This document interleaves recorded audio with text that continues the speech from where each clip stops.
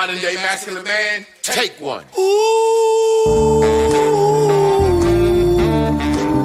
What makes a modern day masculine man? When you drink your liquor straight. A modern day masculine man. I pay all the bills and I tells my woman the truth. Got my shit together, do what I wanna do, say what I wanna say. I won't break, you are not me, and I am not you. I kept it real, so now I can do what I wanna do. Modern masculine man. Welcome to Man School. Welcome to the Modern Masculine Man Podcast, Mitch.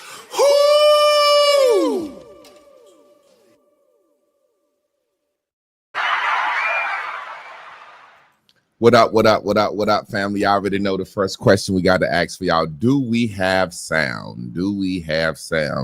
Y'all let me know if we got sound. Who is my class pet that we said was going to let us know if we had sound? Boy, I'm hot. Mm-hmm. We're going to have to do something about the air in the garage. We just get a unit. Yeah, little unit. Not the window one that the homeowners association going to be. One of the ones where you can just put the little vent up to the window. They said we got sound. How y'all doing? We got sound. Yeah.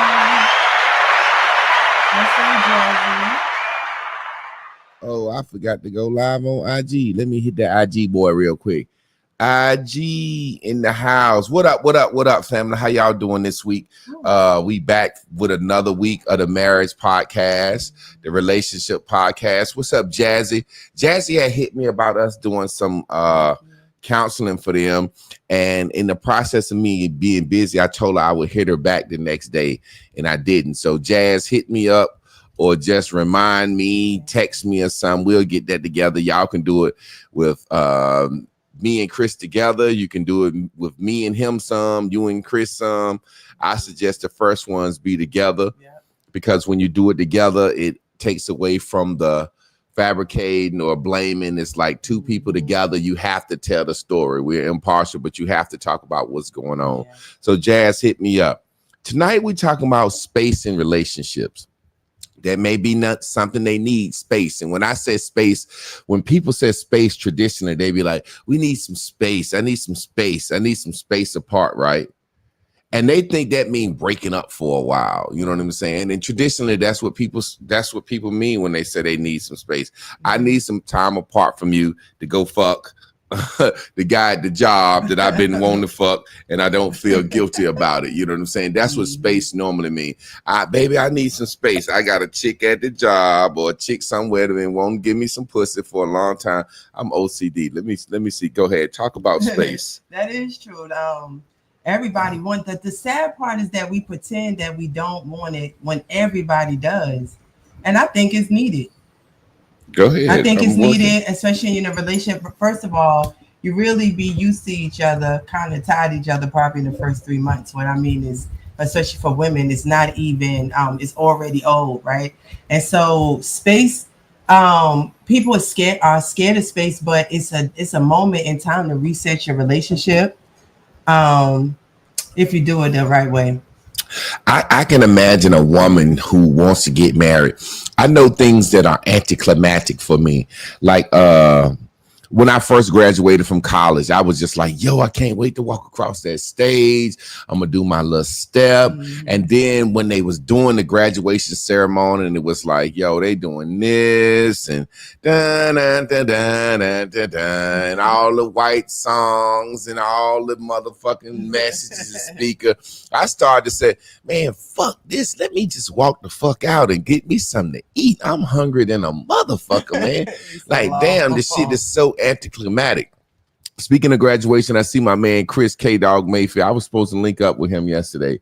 You know, when I got home from work, I went straight to sleep. I had me a couple of drinks and went straight to sleep and slept all day. I think my body was tired. It's catching up with me. But Chris, man, I missed you, man. I woke up and he had texted me he was gonna be in town till 7.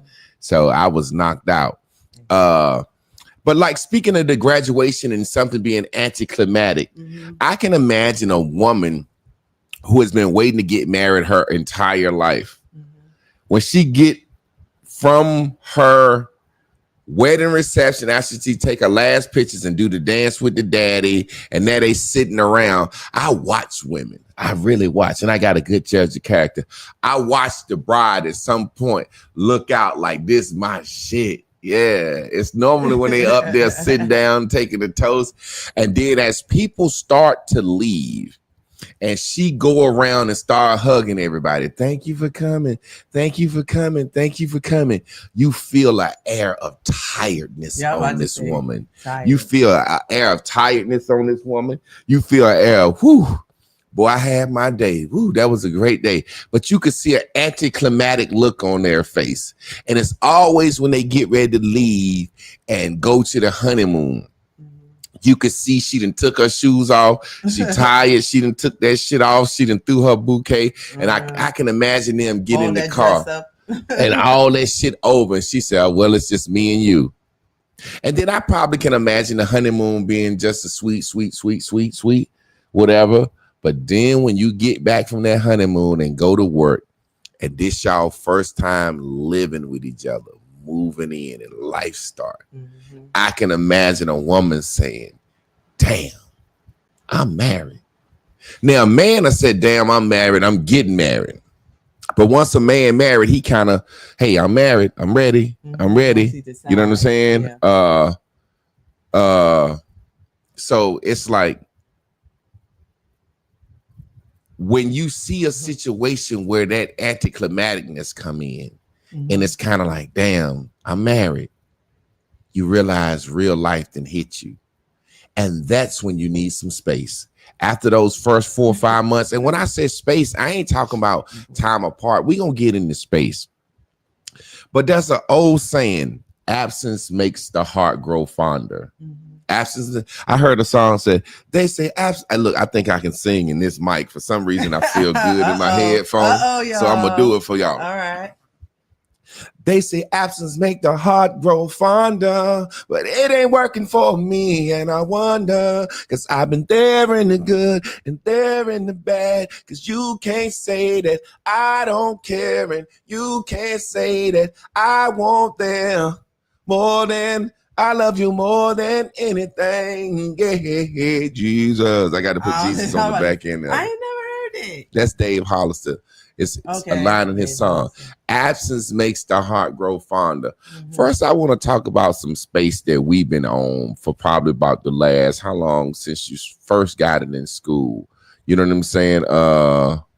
Let's see, how long before we got it in school? How long you been in school since you first started at Durham Tech? Because she started off at community college, got her bachelor's. After she got her bachelor's, she got 1 master's. Now she on her 2nd master's. So how long has it been? So about 2015. So let's say 9 years she been on a mission. And whether you know it or not, that mission and that purpose that she's been on in school has created space in our relationship. Yeah. And the reason I say it created a space in our relationship, everybody know Javon and Chris. Javon and Chris gonna be up under each other at the house chilling. All our friends know me and Chris could be up around each other. That's like the first 8 years of our relationship, just up under each other, around each other. Well, over time, I didn't say I got tired of it, but I realized once she went to school, how free I became, that space, that her being busy, her having something to do.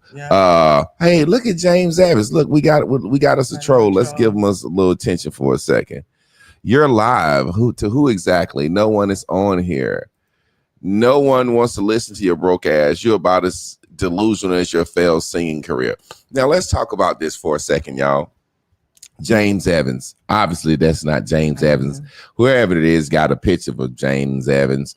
And this is a person that would yell at the screen, Jerry, Jerry, Jerry, Jerry. He's got, or she, it could be a woman, has so little to do.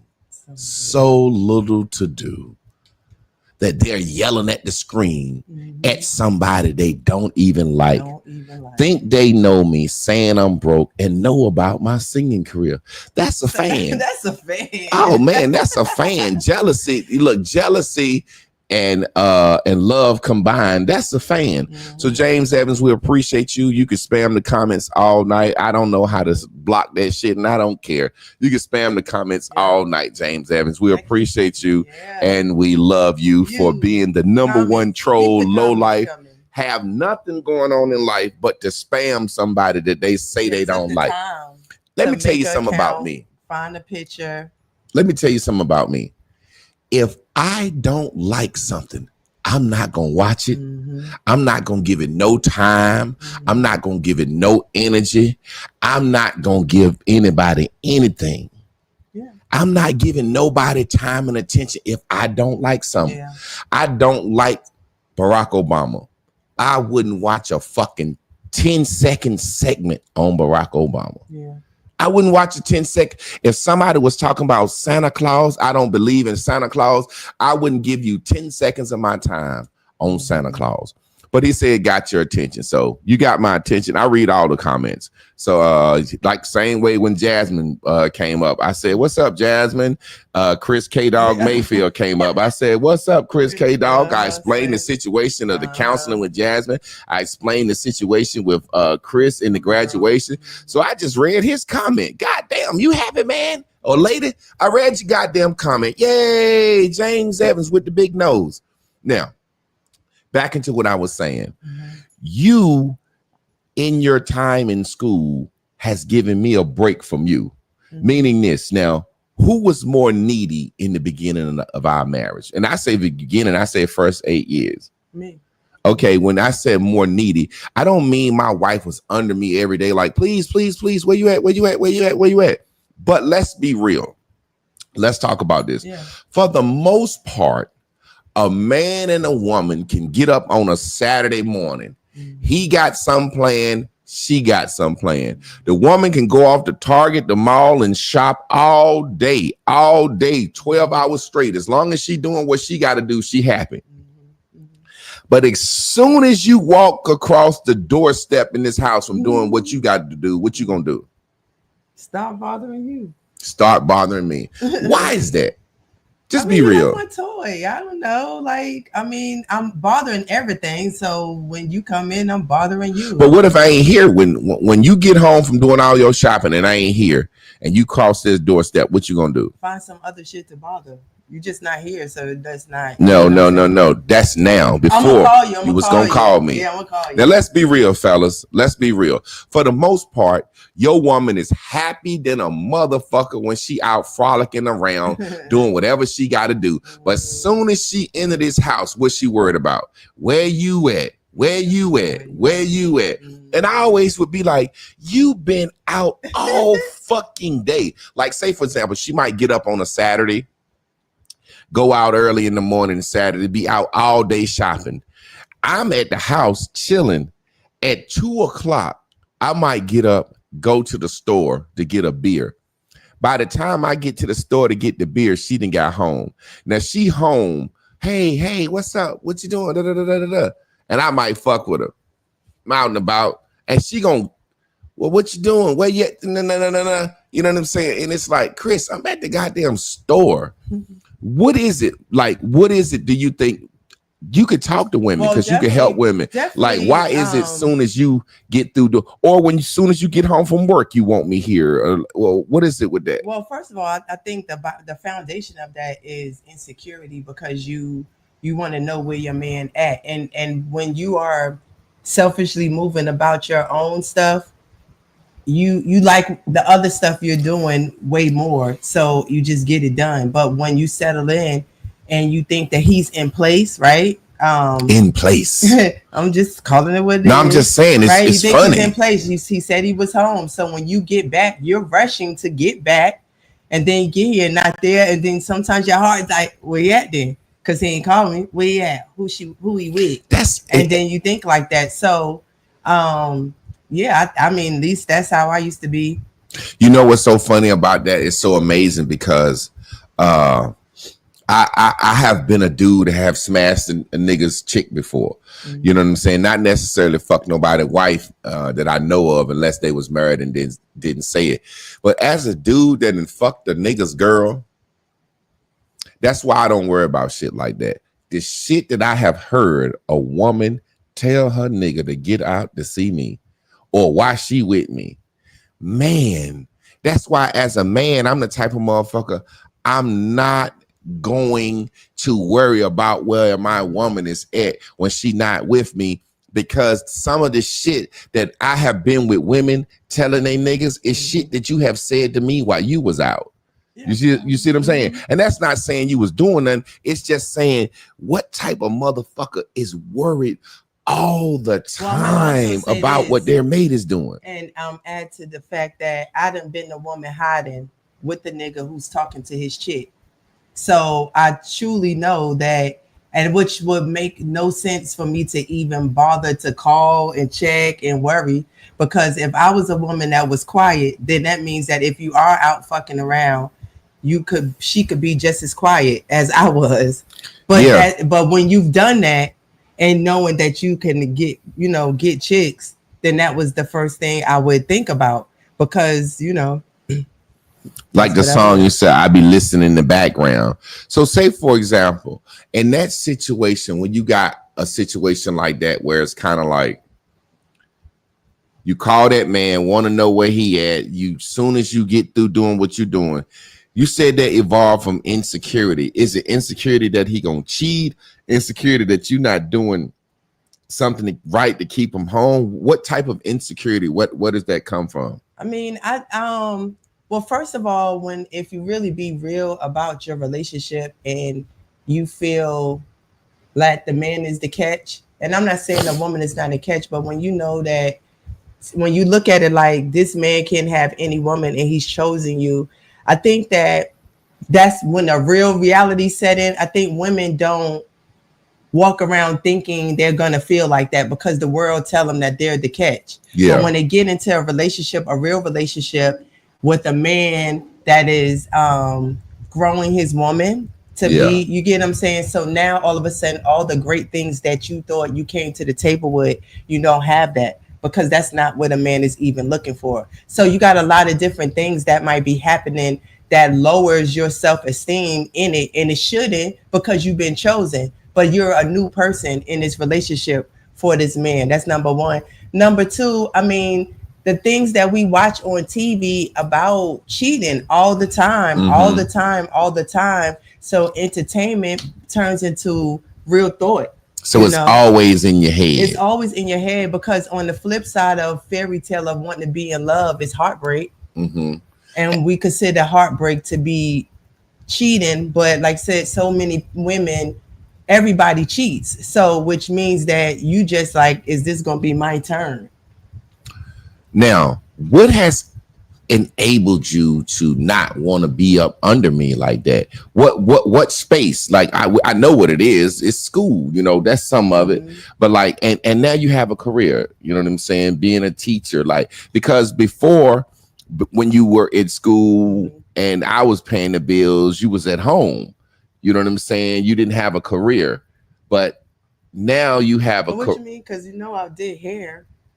Well, after you stopped doing hair, when you first stopped doing hair and you stopped doing hair and you went to school as a full-time student. Okay. What I'm saying is, when you was a full-time student versus a person with a career, I see a difference in the how much you need to be up under me or how much I need to be up under you. And I actually find myself, what I say to you often sometimes, come lay down. Just come lay down with me for a sec. You know what I'm saying? I'm like, I'm doing something. Yeah, because she's always busy. So I found myself missing you. Whereas before I was kind of always like, what's my saying? We create our own happiness. It's such a burden to have another whole goddamn human being depending on you for their total happiness. That's such a fucking burden. What's the saying that that I had said? I didn't say it, but one of our friends said it at one time when it was like you was going through that phase of being insecure and where I'm at. Business about yourself. There you go. Get some business. Explain that. Not the situation, but what that means. Well, because when she said it, that wasn't just directly to me, but we was talking about women being overly always looking for a man. But it's a series of different things, and it made me think about, first of all, when people say, "I want to be like Chris," and you was like, they don't. You have to be willing to go be real with your woman. Like you've been real with me. So the first step was when I would be calling, like, you thinking about texting, you thinking about me, or call you 3 times. I'm always call you 3 times, stuff like that. You highlighted those things and you didn't let me be sucked into fairy tale. Like, so you took that from me so that I could see exactly what was happening. Like, this is real life. We real people. We not on TV. This is where you even seen this at. So that was the first thing that made me see us for like what it is. And then I had to break away from that mindset of what I thought relationships were supposed to be, how it was supposed to be. Like, I had to reprogram myself, not for him, but for what really made sense. Right. Yeah. And so that allowed me to do other stuff, because if I want to be up under you, looking for you and stuff like that, I wasn't going to join other groups. I wasn't going to go anywhere. I wasn't going to step out and start to find new things that I enjoyed. So stop. When I stopped bothering you, I started bothering me and started to find things that I like. And then it's just grown since then. And that's why I was able to go to Africa, and I was, I'm able to still run be in for school. homecoming queen and student body president, just being in the mix, having an organization on campus. You know what I'm saying? Speaking of Africa, my wife went to Africa for 6 weeks. I think that's the longest we've been apart. 6 weeks in Africa. And I understood early on about space and marriage. So when she went to Africa, tell the story about the WhatsApp, or the talk to them about that and how that went down, and what was my reaction to you going to Africa, and you know what I'm saying? Tell that story. So I tried it. We already had got past that. That's why I was in Africa, but that was a long time, and so I tried to hide behind the fact that they was like, yeah, you could get a WhatsApp and y'all could video chat. And he just wouldn't let me do that. And first of all, but it wasn't just that he didn't let me do it. He was like, I'm just not going to show you what I'm doing, because I know what you're doing. I know it's insecurity. Okay? But number 2, he was like, I'm not going to let you rob yourself of one of the greatest moments in your life because you worrying about what I'm doing here. I'm not going to let you do that. And I've not always appreciated those moments. But when I tell you, when I cut those ties of fantasy thoughts and I stopped thinking about everything he was doing based on all the shit that I was doing, first of all, or have done in the past, it's like a weight is lifted off your shoulders. So that's one thing I just want women to know. You're scared to let go of the man, but you could still be with the man and hold on to yourself and have a great relationship. And there is a freedom in that. And I think it boils down to the esteem of finally getting to the point where you feel like you're not going to get left. Yeah. I think that's just what it boiled down to. My granddaddy told me it'd take a woman 8 to 9 years before she said, whew, I'm married. This motherfucker ain't gonna leave me. What do you think about that? I mean, I know we solid, but I know there are things you just like, Chris, I'm just not going let you do, in the sense of things that can prove hazardous to our relationship, because I'm just not gonna let happen. Right. And like, hold up. I gotta say this other granddad is saying. My granddaddy said a woman will burn the fucking house down, and by the time the fire department get there, she'll be outside crying and snatch the hose from him trying to put it out. So women's decisions be irrational sometimes. So there are times and there are certain things in this relationship I'm just not going to let happen. I'm not going to allow it. I'll say I'll leave. I'll leave before I let a woman do something that's going to jeopardize our future together. I'll leave. You won't have me. You know what I'm saying? Now, although I ain't going to let him leave, but I'm just saying what I understand is, you know, don't put your foot down at the wrong time. I understand what he's looking for in a woman, and I've signed up to be that, and I'm okay with that. You know, I think people don't want me to be okay. I'm okay with same way you want to wear your hair like your man, you know, what your man like, his favorite color. Blah, blah. I'm okay with understanding that he don't want to have to be with a woman that he's needing to argue with, that he going toe to toe with. So that's what it's for. So I wanted to say that because, again, a man has to be willing to let his woman know where she deciding to stand in the relationship. And sometimes it takes those truths that we deem is hard to make, you know, to make her know that, but it makes for a better outcome. Now, Marlon Born Life Witherspoon. He says women be thinking they got psychic abilities when they can't reach you. That's exactly what it is. And it's not even they thinking they got it psychic abilities, but I understand the reference is they go into their head. My granddaddy used to say a woman's worst place on this earth is in her own goddamn mind. Yes, it don't turn off. Mind. I wish we could do a show about it. When I tell you it don't turn off. We'll talk about it next week. Carl, if you're watching, remember that we're going to do a show about that next week. The voice in a woman's head that do not turn the fuck off. Let me ask you something. When you were in Africa, and like I said, I told her I wasn't going to FaceTime her. You know, she could FaceTime the kids. I just didn't want her to have the security of thinking that she can be all the halfway across the world, get jealous in her mind and hit me up in the middle of the fucking night or first thing in the morning. I don't know the difference in African time and fucking American time.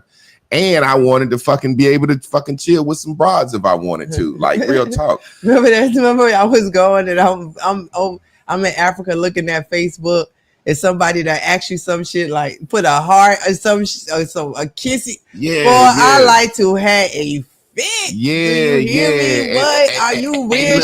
Let me tell a quick story because you could see the funniness of it and just somebody knowing. While you was in Africa, I was filming Blackberrian. So I had to go to New York for a week. Yeah. And I'm in New York.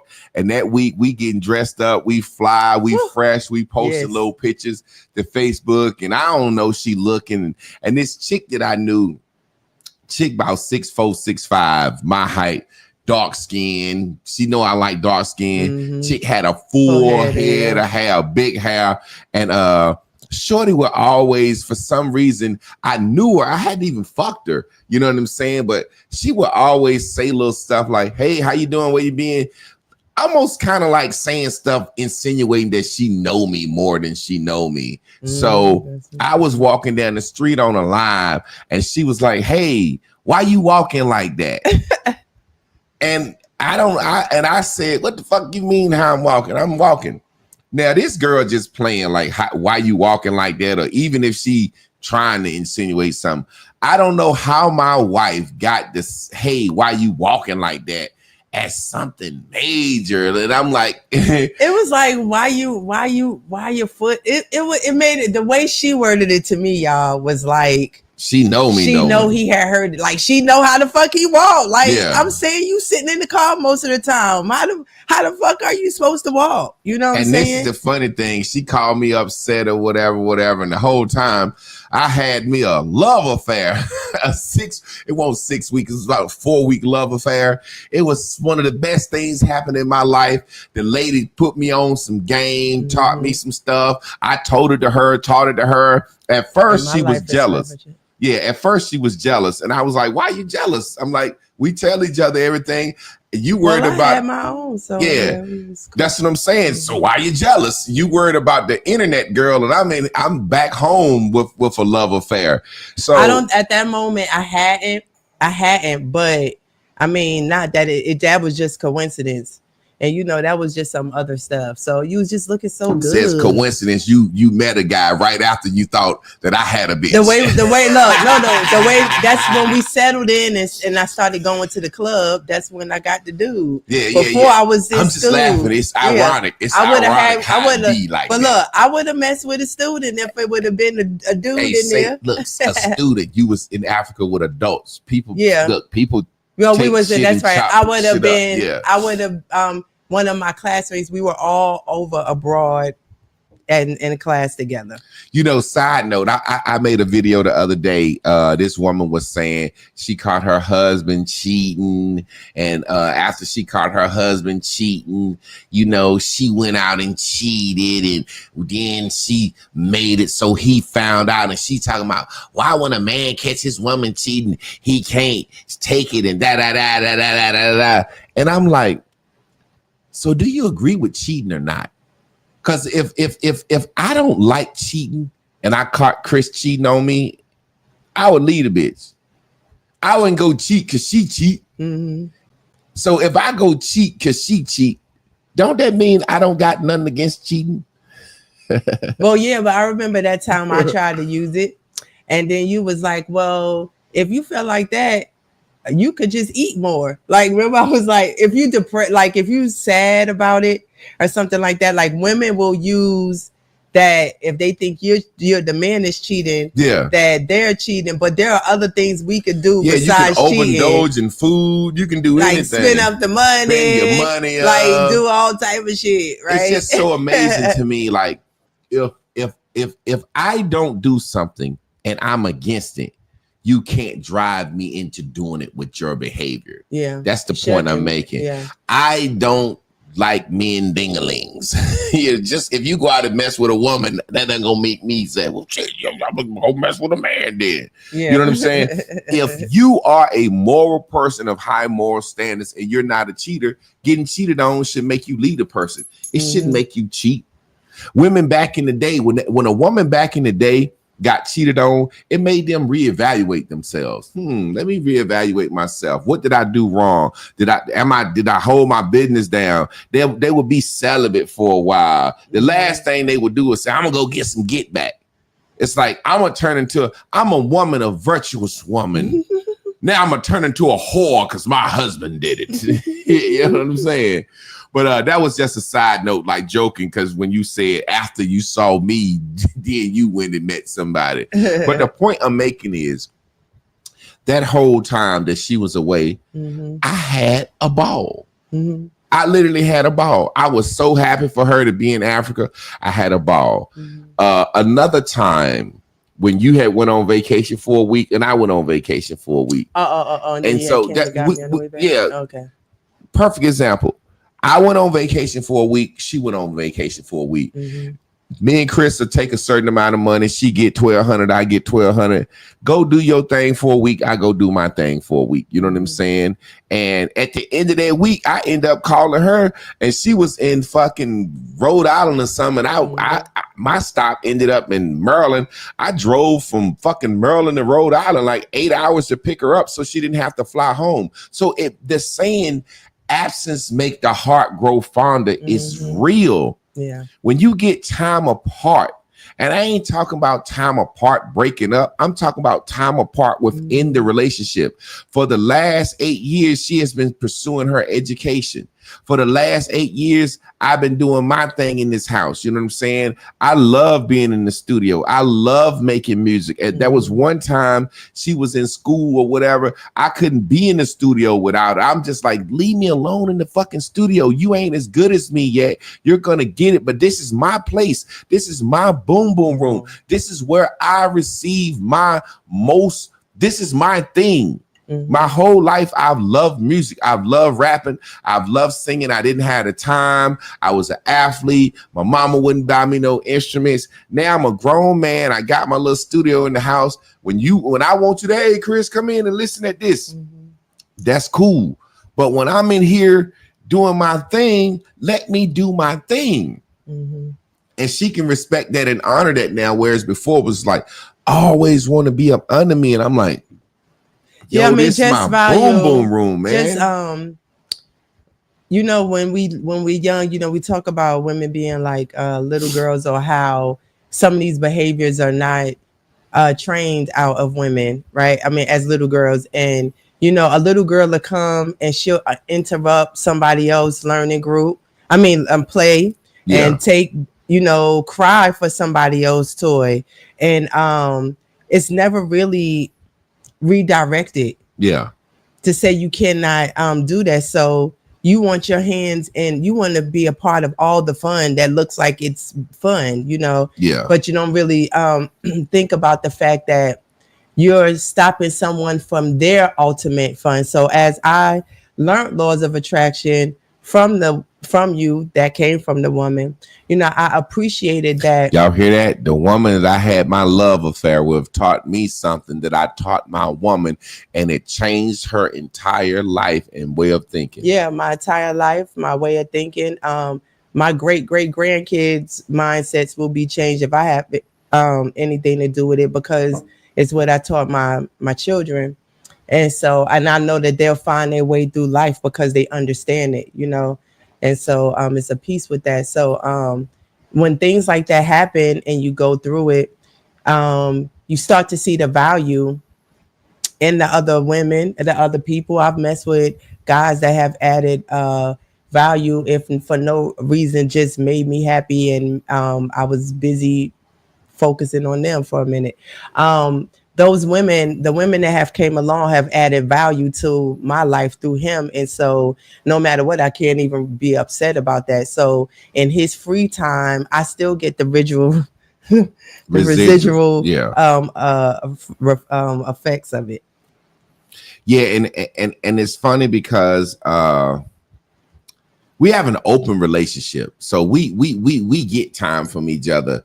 As far as like if I meet someone or she met someone, blah, blah, blah, you know, but we tell each other, hey, I met someone, I'm going on a date or something, but we don't get into detail and blah, blah, blah, blah, blah, blah, like that. You know what I'm saying? So the point that I'm making is, outside of separating for a while and going on vacation, I'm talking about purpose, the space of purpose. Like Miss Carla always say, when you are locked in, tuned in, tapped in, turned on, got some business about yourself, you're not worrying about where your mate is at every time they leave the house. When I leave on a Saturday now, she's doing schoolwork. She don't give a fuck about my Saturday night. She not worrying me. But before, oh my God, and if I go somewhere, what was the saying? If I go out, she gonna figure out a way to go out. Yeah, I'm gonna figure out a way to go out. And I used to be like, Chris, I rarely go out. Why every time I go out, you go out? Well, I had to calm down the beast of mine, so I had to do something else. Explain that. Like we just said, the women, they minds is always going, and so I couldn't sit there and make up all these different scenarios of what you was doing. So I needed to go somewhere. I mean, and if I'd have just been honest about that, I could say I just can't sit here right now. I mean, I can't, you know. So That's I mean, amazing. that's what. But it's honesty and it's truth. And women need to talk about that, like that statement you just made. I can't sit here at peace knowing my man is out having some goddamn fun. Well, when we see a goddamn fun, exactly. I mean, that's what it is. We could call it what we want, but that's what it is. And just always worrying where somebody dick at. I mean, that's just the bottom line. And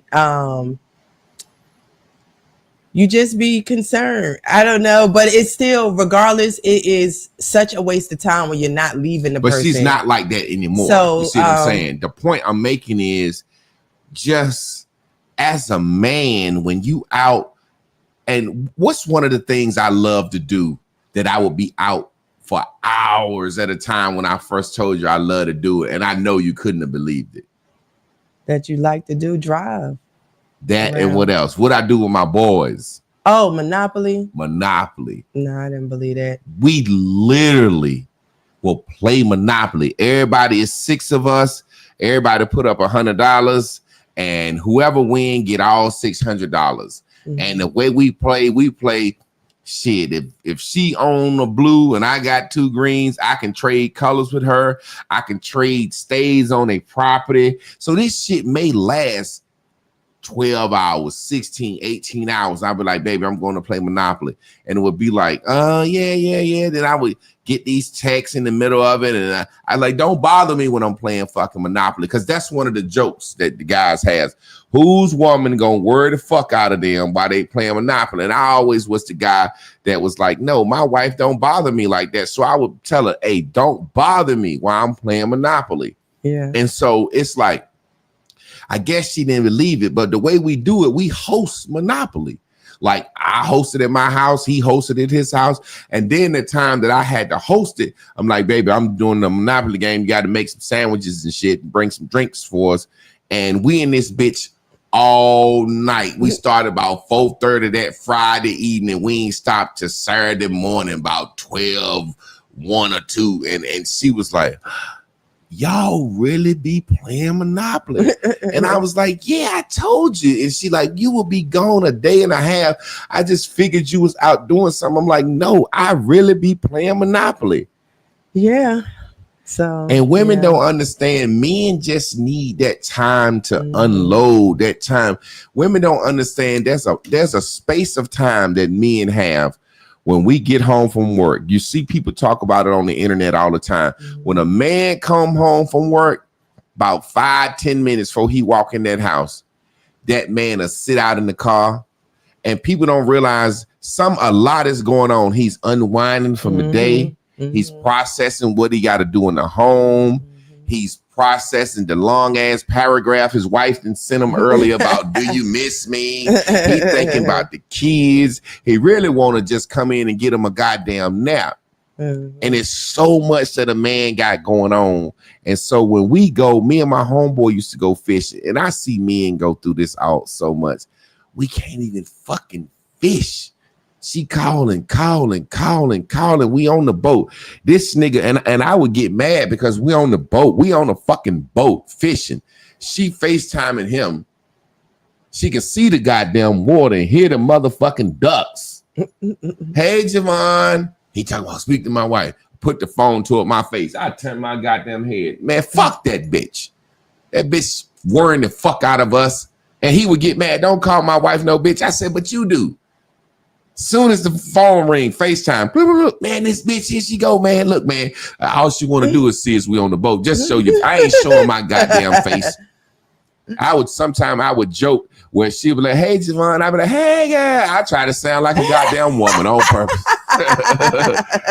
Like, oh, motherfucker, we can't even fish. We on the boat. You got to see we on the boat. Not even knowing my homeboy is the type of nigga that'll be like, hey, man, I give you $100. Meet me at the lake. I get on the boat with him about 30 minutes. She called about 3 times in 30 minutes. We hop off the boat and he go fuck his bitches. You stupid motherfucker. You can't stop no man from cheating, worrying your motherfucking self to death. This nigga acting like he on the boat. We on the boat. That's right. He been hooked up a girl for me. Like he got a big boat. He like, look, I got 2 bitches on the boat, dog. All I need is you to show up and they quiet, like I used to be. They on the boat quiet than a like motherfucker. We fishing, fucking on the lake like a motherfucker. She FaceTime. He go ho. Hey, I'm in the screen with her. Hey, what's up, girl? Hold on, I'm getting my dick sucked. I just follow so hard. You know what I'm saying? So it's crazy of like, but I know some dudes like that. You know how much pressure that is on another human being. I got my own life, my own hopes and dreams, my own aspirations. I got things that I had to deal with before I met you, vice versa. Now, I've been given the task of not only being with this woman, supporting her. It's my job to make her happy. You gotta make me happy. She wake up every day, not now, but looking over to me. What you gonna do to make me happy? I want to be happy. Man, that shit will drive a motherfucker crazy. Yeah. What I do realize with men and women, there's a difference in how we view happiness. As a man, I wake up, goddamn check engine light ain't on the car. I'm happy.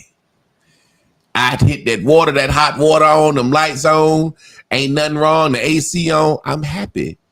As long as ain't nothing going wrong, a man is happy. If ain't nothing going on that I gotta fix or spend some goddamn money on, I'm happy. Oh man, I cranked my car, the check engine light ain't come on home. Thank you, Jesus. I'm happy than a motherfucker. Yeah. But a woman, I think they view the word happy literally. A woman needs to have some happening to be happy. Can I add? Go So, ahead. you know, we've been talking about purpose, right?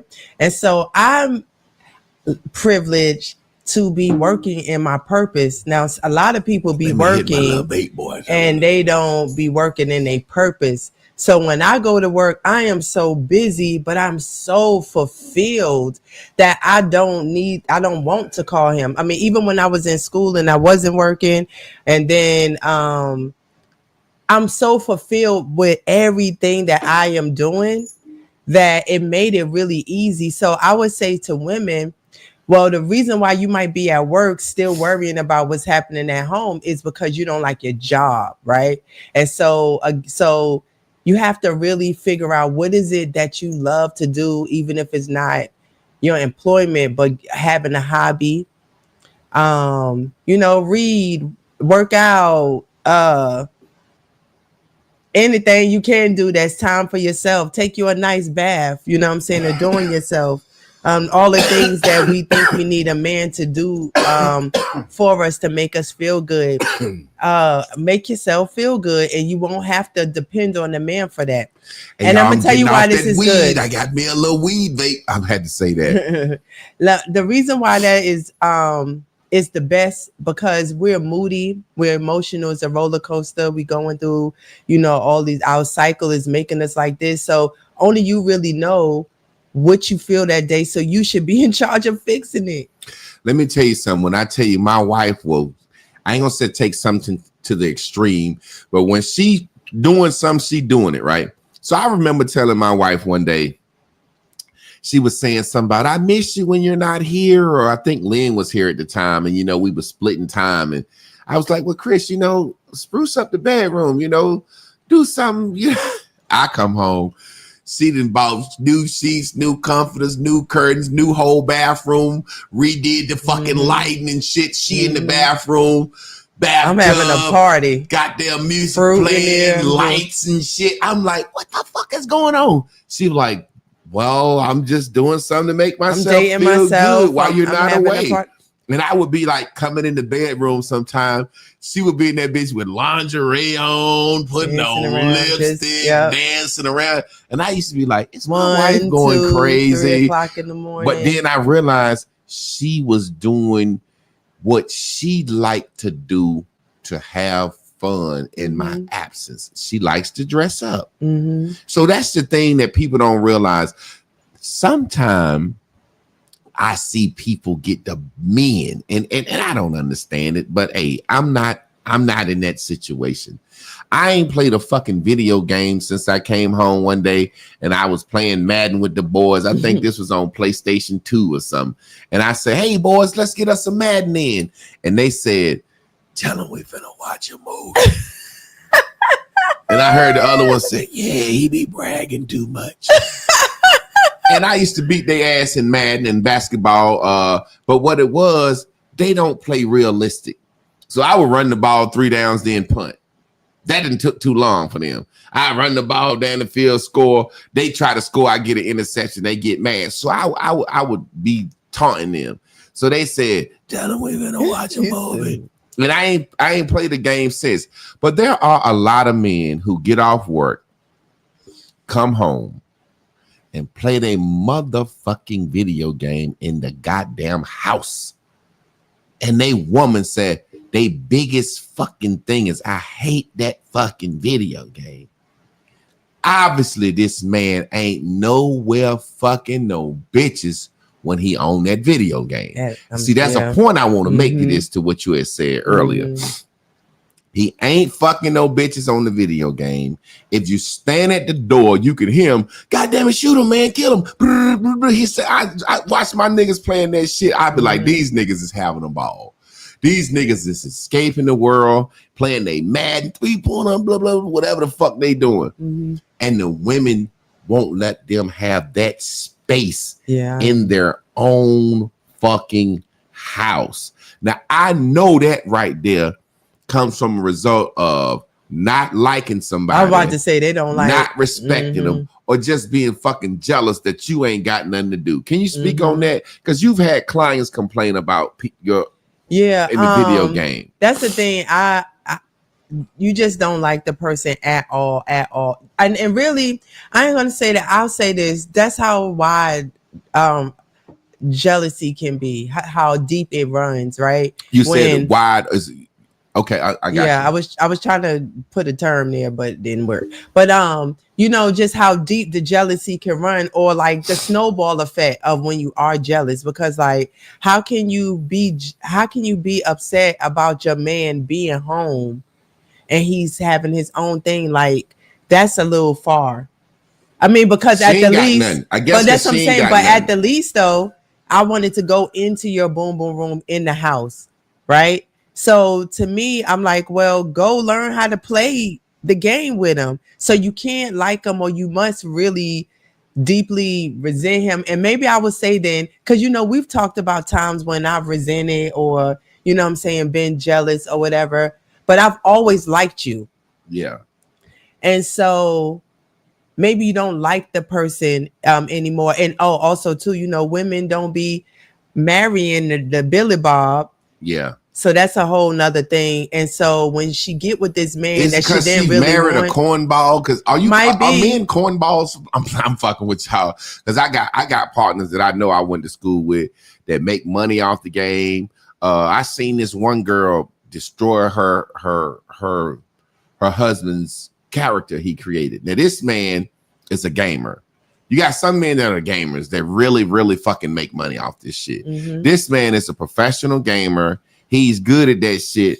And I guess over time, the better you play, the more you win, your goddamn guy, your team get better or whatever. So he been battling niggas all over the world, winning money. And that's how they live. That's how dumb this bitch is. That's how they live. And he come home and she didn't erase this thing as a joke. You know what I'm saying? And he like, you playing. And then she like, it's just a game. He started crying. He started tearing shit up. Bitch, get the fuck out. This is how I take care of us. I'm through with you. She crying. He forced that bitch out. He was throwing shit. This man makes over $60,000 a month playing the fucking video game, and she destroyed his number one player that he make all his money with. That's like a motherfucker. You whittle with wood, and you got a favorite knife that's over the last 30 years, that bitch then got shaped to your hand, and you can carve like a motherfucker with that and then somebody fucked that up. Let me tell you something that I realized. When we think we are ignored, we will do some shit to not just men. Y'all just, if we in a relationship, we care, or we what's the thing? I'll say the possibility of hurt is different because we're in a relationship. You do it to the girl at your job. Once you leave, you don't get to like see it. You know what I'm saying? As much. And so, boy, when I say we walk around as women, doing things to each other because we feel ignored in certain spaces, that's really what's happening. So if you're giving anything more attention, not just women, video games, cars, traveling, whatever that thing is, if you're trying to go to the gym and if your man trying to go to the gym and he trying to get himself together, oh hell no. That's when you want to go out all the time to eat. I see a lot of guys go through that. When they start going to the gym and working out, their old lady start bringing them snacks, wondering why they going to the gym. They'll say shit like, why you going to the gym? You must not like how I look. Yeah, make it Bitch, everything what the so fuck personal. you mean? I must not like how you look. Now, my wife never said that. Another thing, space. Give you a perfect example since we speaking on the gym. Me and my wife has always worked out together. We'll work out together. She been in school with her career. We ain't been able to work out together. So this summer, I miss working out with her. So this summer, we're going to join the YMCA. We're going to swim. We're going to play basketball. We're going to let my daughter run around on the court. She like basketball. So you can see how that absence of working out, we can't wait to work out with each other again. You see what I'm saying? So when you had an absence of something, but man, how you mad at your man at the house playing a video game and he just happy in the house, he home with you?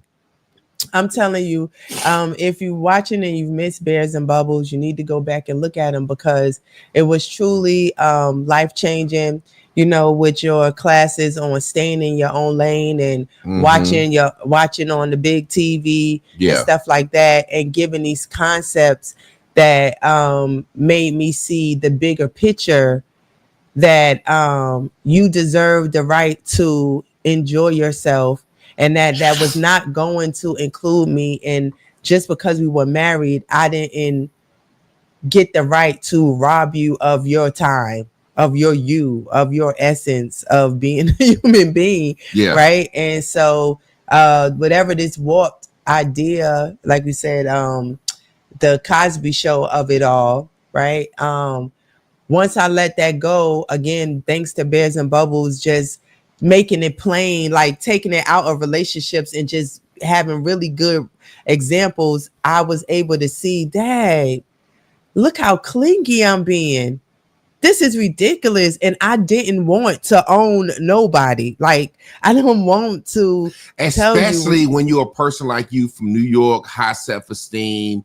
It's like, it was like a hard for you to realize I'm just like every other fucking woman, worrying my fucking husband to death. Yeah. And this is what's so crazy about it for me. Sometimes the way I speak such a matter of fact. Because, you know, with me, either it's great or what? It's trash. Trash. Either it's great or trash. There's no in between with me. So, and that's just how I speak. So when I said my wife worrying me to fucking death, I really don't mean I was worried to death, because I wouldn't let her do it. But explain how it feel. There were times as a man where I had to sit back, whether you know it or not. If you're a husband, or if you got a woman, you are really her daddy. They need to be treated like little girls all the time. I want you to speak on that after I finish this example. When I say a woman, you have to treat them like your daughter, a little child. Like it's almost pathetic that you literally have to treat them like a child. You wake up in the morning, you have to judge them. I forgot to make my point. Men, if the check engine light ain't on, if the furnace ain't broke, we happy. A woman has to wake up. Today is Monday. Oh yeah, I'm getting my hair done. Bling, bling, bling. I got a reason not to be a bitch all day. Today is Taco Tuesday. Bling, bling, bling. I got something to look forward to. I got a reason not to be a bitch all day. Today is Wednesday. Do I got anything planned to look forward to? No, fuck it. I'm a bitch all day. Just dragging. All day. Even no matter if you just crying. I'm a bitch all day, all day. I need to make a song. I'm a bitch all day, all day, all day. I'm a bitch all day. I'm a bitch. I'm a bitch all day, all day, all day. I'm a bitch. Women will love that shit. Girl, I'm a bitch. I'm a bitch. They'll love that shit. It's like, wow. So you're living in a situation where it's like, the drainingness of having to dance around a woman's feelings. What was your favorite saying as it relates to feelings when we first got together? I feel some type of way. I said, well, how the fuck do you feel? I don't know. Tell me. I won't read it. I had once they come up with these sayings where they can be elusive. I feel some type of way. Well, how you feel? I don't know. I just know I feel some type of way. Well, goddamn. How is it sad? Is it happy? Is it suspicious? Is it angry? I don't know. I just feel some type of way. that's the way you tell somebody you mad without saying you mad or like Yeah, something. that's the way you But that's fuck like, with again, somebody. I Yeah, it's a always tell him manipulation no. tactic. I always tell him no. This what we do to everybody. So it don't make it feel like it's just men. It's just that women get silent because we know we all do it. So we don't put each other on the chopping block, you know what I'm saying, and let everybody know. So we doing it to each other all day. Yeah. As it relates to the daddy, the neediness made me feel pathetic in a sense, right? And make you feel like you got low self-esteem. And I come from like my life won't shape like that, right? And you wouldn't have picked someone that had low self-esteem. So I had to really again find who I am in it. So the reason why that feels like a daddy, you got to remember, if you are training your woman, shaping your woman, teaching your woman or whatever, she's going to see you in a certain way, which is going to be like a father figure, because a father teaches his daughter. Now, the thing about it is, and this is another show, but why we got to talk about single mothers, these broken homes, because if I was able to been groomed by my daddy, I might not have needed you to do so much, right? Yeah. I'd have understood, and it would have made a lot of this way simpler.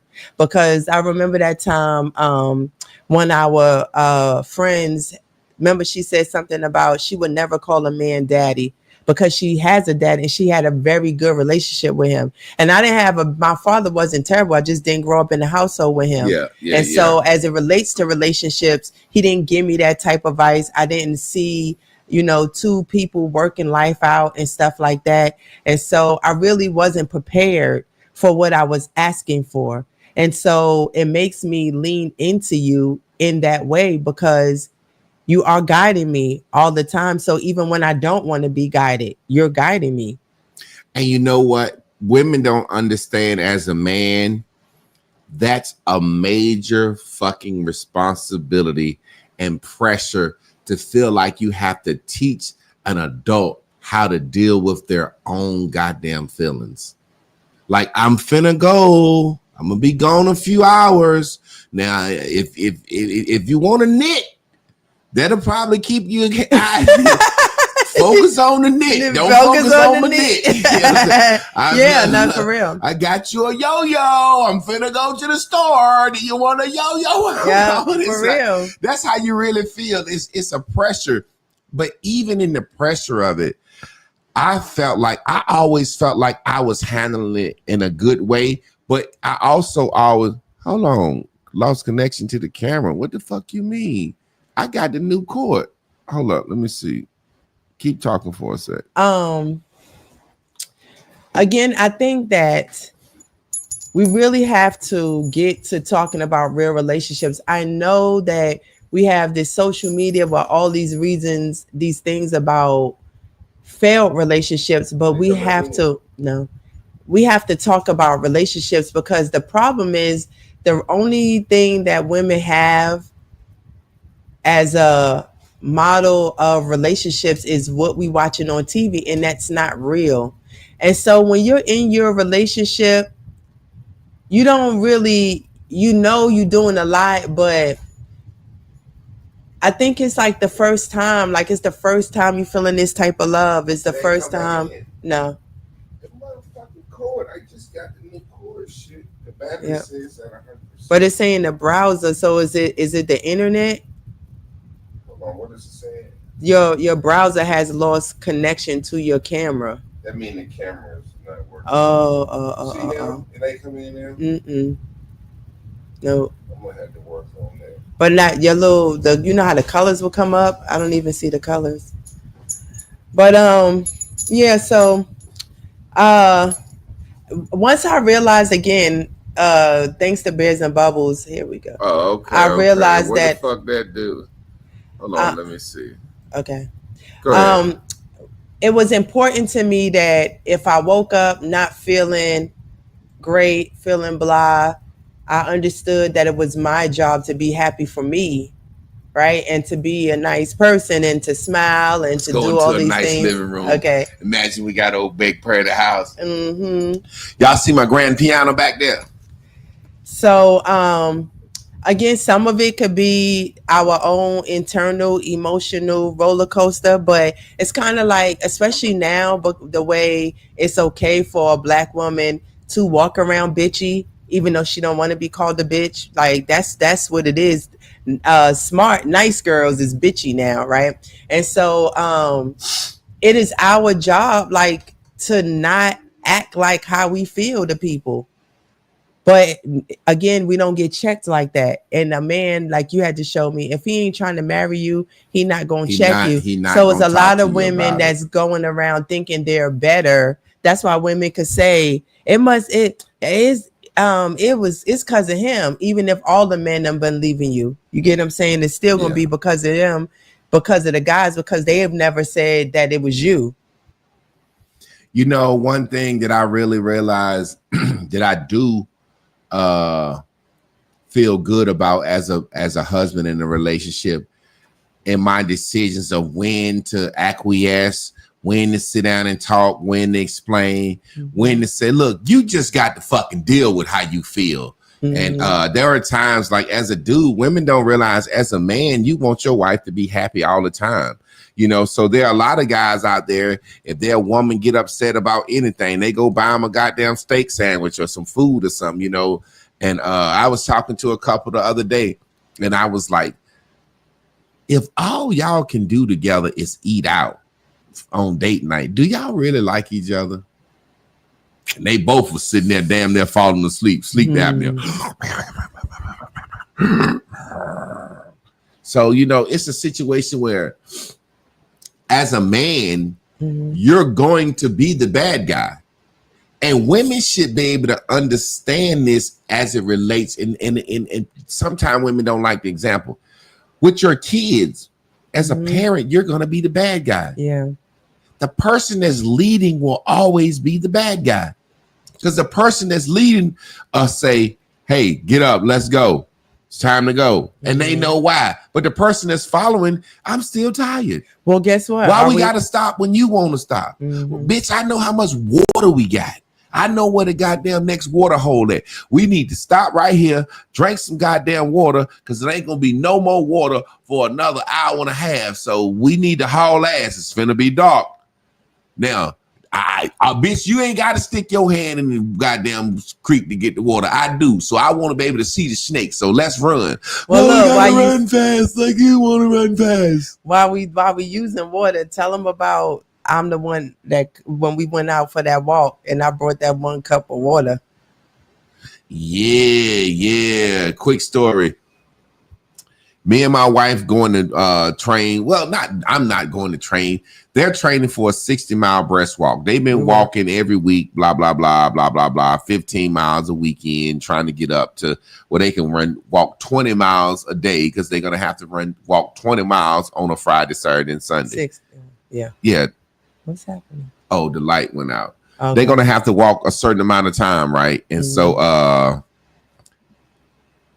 I'm basically like, okay, they asked me to go out with them. I'm like, okay.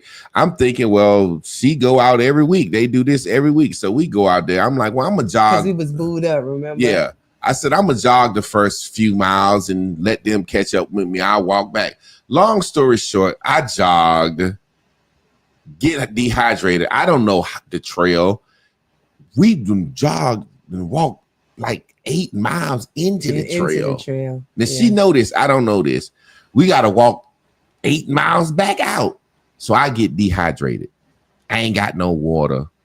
And I got 1 cup. She got one little cup of water. It was a cookout cup. Like, what's that? 32 ounces or something like that? Yeah. So long story short, I get dehydrated, and probably about with 3 miles left to get out the trail, my body just lock up. I had to crawl out the trail. They kept walking ahead. Came back, got me. Only reason I think I ain't died because it started thunderstorming. Yeah, it was thunderstorming, and I was laying on the side of the road, and the rain cooled me off, and I was trying to drink some water. When I got to the emergency room. They said my kidneys was functioning only at 10%. They was like, you are so close to death. And I was just looking at her like, you stupid motherfucker. I was so fucking mad. I didn't say it at the time, but I was like, how the fuck y'all walking 16 miles, 8 miles into the fucking woods? You ain't got no water. You ain't got no snack. All her fucking friends got bottles of water, snacks and shit. And that's when I was like, man, this motherfucker. And I almost died. But then now that I think about it, I was saying, hey, I think I'm feeling bad, y'all. All your fucking friends had all that water and snacks. Ain't nobody offer me shit. Think back on it now. Because I remember I had walked out and then they was like, because I didn't, you know what? Remember, I didn't walk all the way. I turned around. See, that was the first time we walked that long. Remember, I turned around and went out. And y'all kept going some. And then y'all turned around and came out. So they had to call me like, Chris, he's on the thing. Remember? Yeah, I don't remember it happening like that. But I don't remember. I remember we all walked the fucking together the whole time. Yeah, but I get what you're saying though. Yeah. And they didn't. I was out though. I wasn't right where they had to tell me, and I came back into it some.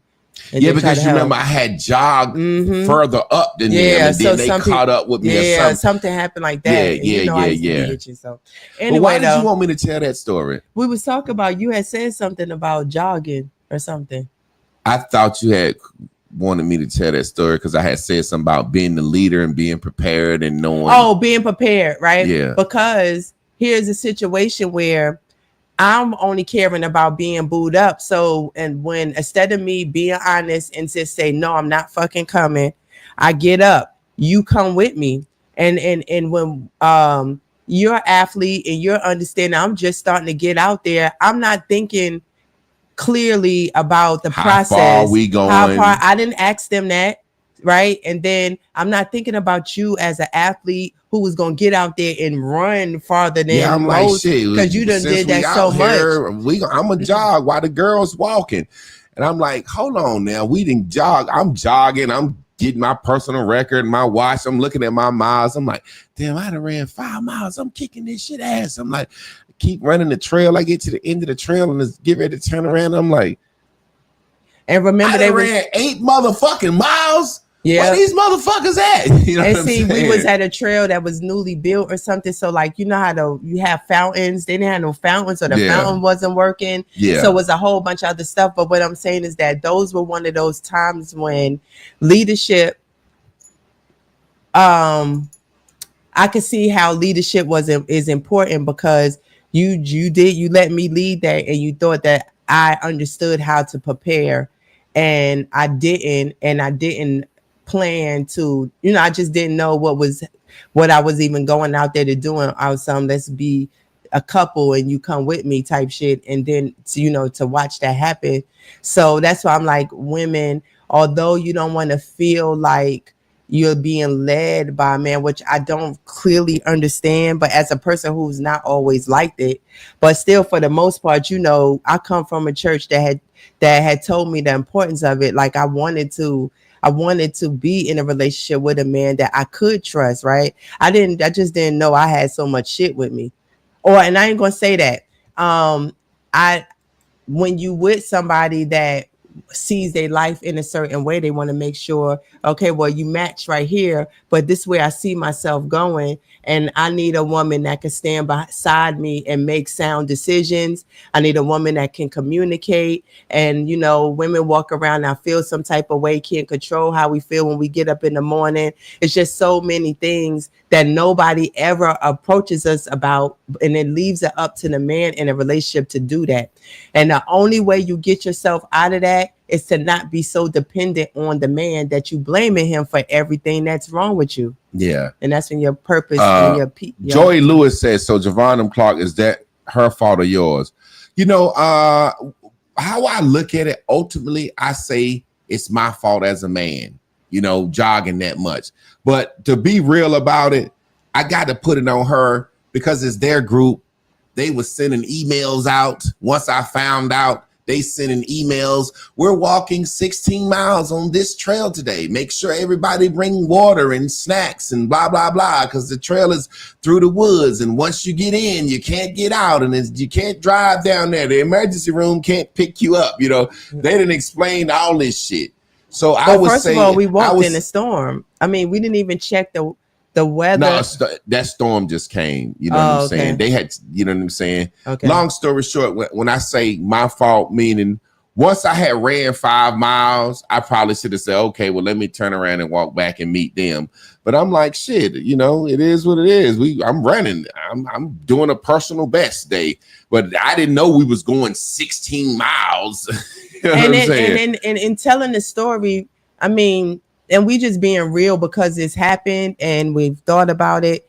It wasn't never really a blame. I mean, in that moment, you get what I'm saying? We didn't blame each other. Just in my mind, I was saying to myself, like, I'm giving an example. Once I saw the email, how did we come out here for a 16-mile walk with no water, no nothing? If I would have known it was 16 miles, I'd have said, "Where the fuck is the water at?" Or well, you might have went. And but the thing is, that's when I said I didn't read it thoroughly. I'm just going out, and I didn't because this is our biggest day ever. We're going for 16, and I didn't want to go, and I didn't want to go. So, which means that's why I casually read it in that way, you know. And I mean, in my mind now, if it was gonna be somebody's fault, it's Mr. Athlete wanting to draw that long, because in my mind, I was like, I'm gonna go and then I'm gonna cut out on them. Yeah, but then you got to understand, this was at a time where we was running 10 miles for fun. Yeah, y'all was, but I had never done that. So you got to think you have been running. No, I used to think 10 miles. You said 10 miles. No, but you could run 4. I know that, but yeah, that's what I'm saying. You have been running, goddamn it. I didn't say I'm saying you said 10, and I was saying no. I'm saying me. Okay, so to me, once I got to mile 5, I'm like, shit, we good. Then I just kept rolling, and then when I got all the way in, I was like, I'm 8 miles in this motherfucker. Like, damn. Let me turn around and walk back. And on the way back, that's when it was just like, you got to walk 8 miles back out. And my body broke down. But like I said, I guess that was a good example of a man relying on a woman for leadership. You know what I'm saying? But back to the main subject, that situation of a man and a woman having space from each other, whether it's y'all got a TV in the living room and a TV in the bedroom. I remember there was a time in my marriage I would watch what she wanted to watch on TV because I liked being near her. And I found myself one day saying, let me go in the living room. Why you ain't back here? Because you know what? I'm not watching no fucking bullshit just to be up under you, to be your friend. And see, people don't realize when people don't talk about marriage and relationships, shit like this don't get talked about. I'll give you a perfect example of what I mean. There are women that love being under their man that hate football, but to watch this shit all day because they want to be under their guy, and their guy done got used to their football time on the couch, eating snacks and shit. She done made the snack. You see what I'm saying? And this woman might say, you know what? The football every weekend shit, I'm going to chill out with Mary Ellen. I don't want to do that shit no more. Where there was shows that I would watch with her, things that I would watch with her just to say we spent that quality time that I didn't want to watch. And then when I say, hey, look, I ain't watching no motherfucking Glee. I ain't watching no motherfucking I Think I Can Dance. I ain't watching no motherfucking American Idol singing competition. I ain't watching no motherfucking Love and Hip Hop. You know what I'm saying? I ain't watching none of that shit. And then it got to the point where the times that we would be together, I'm in the living room, she in the back, and I didn't feel bad about it. You know what I'm saying? And we rarely watch TV, but when we did, you know what I'm saying, it would make me feel like, man, do I gotta watch fucking American Idol? Hey, I want to win because my cousin died last week, and it's like the typical stories. So people don't speak up. I give you another example where people need space apart. I love Golden Corral. Certain restaurants I used to like, Ruby Tuesdays. Fuck it, it's Saturday. We can go. You go where you go, and I go where I want to go. Because I'm tired of always wanting to go where the fuck you want to go just to eat out. She wants to go to the same fucking place, 3 places every fucking time.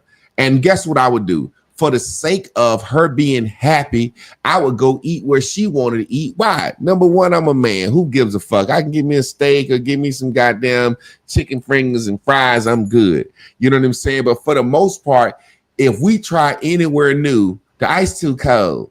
You know how women are. The spoon is too shiny. Well, how did they get the spoons this shiny? Is it wax? Did they wax them? Is it wax on them? Any fucking thing to complain about. The waitress is smiling too much. The waitress smiling too much. You know what I'm saying? So I would go where she wanted to go just for her to be happy. And then it got to the point where as a man, I had to say, you know what? Fuck that. We don't have to eat out together. I'm not going to the same few spots. If you're not willing to try something else, fuck it. That's our space. And then what we start doing with money and eat out money, tell them. Yeah, put ourselves on the. I get an allowance of money, you get allowance of money, and we just was eating separate. Look, I felt like I looked at myself. I felt like a gay man sitting back. That shit burnt my soul. Look, I looked at the camera. I'm sitting back looking at you like, tell them what we used to do. When I looked at it, my hand might have been like, child, tell them, bitch. That's that peacock coming But up. the point I'm making is, people don't realize this. We're giving you practical stuff. Me and my wife started saying, here's your eat out money.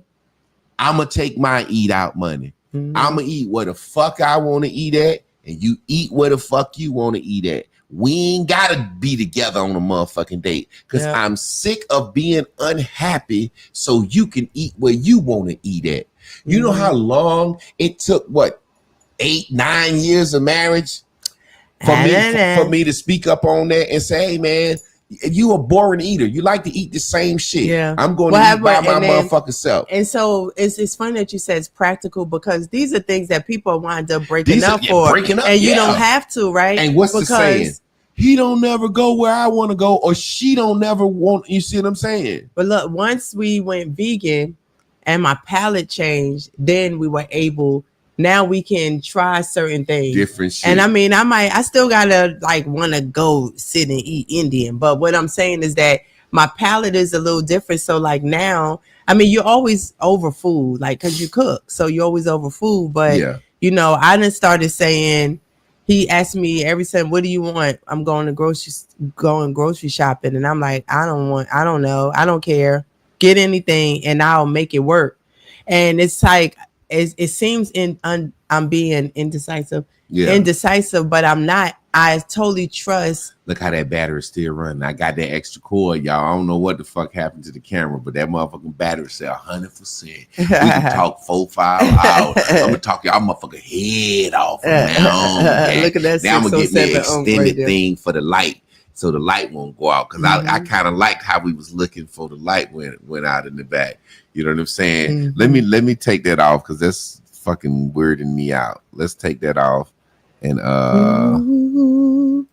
we just be basic green. Okay, now. Look, we just changing up. Got to be seen in green. Sexy green behind me. That's a sexy green. But yeah, the point I'm making, the practical things, people break up behind shit like that. Now, watch this. When she finally started fucking with the corral. Oh, I want it. Now she a corral girl. Now she a corral girl. She used to go to corral. Now that motherfucker want that go to corral. Now she see why. $15.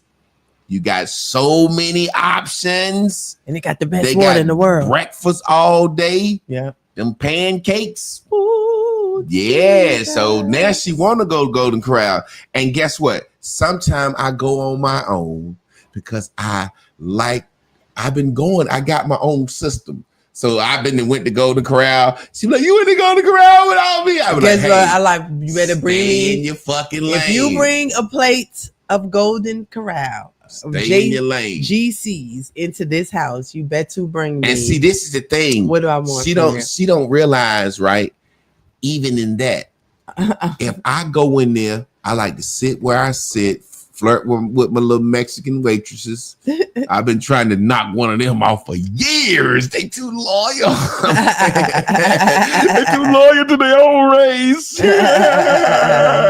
No, I like to flirt with my little Mexican waitresses. Eat as long as I want to. Look at my phone. You know what I'm saying? I might get up and take me a shit and go back and eat. No, I ain't that greedy. But you know, I did that too. I got remember? a system. But shit, No. not with me. I about to say, ain't No, went there by myself now. Okay, yeah. Remember the last time I went there, I did my Notice work. how I said ain't no way in the hell I would have allowed that shit. You think I'm gonna be with a woman on a date and we eating at a buffet and she be like, I'm gonna go shit and eat some more. She wouldn't tell you. She would just go shit. Nah, if she was in the bathroom too long, I'll go knock on the door. Excuse me, is you in there shitting so you can eat some more food, bitch? Because if you are, you're gonna be stuck with the bill. But yeah, she went to Golden Corral and sat all day and did her little schoolwork.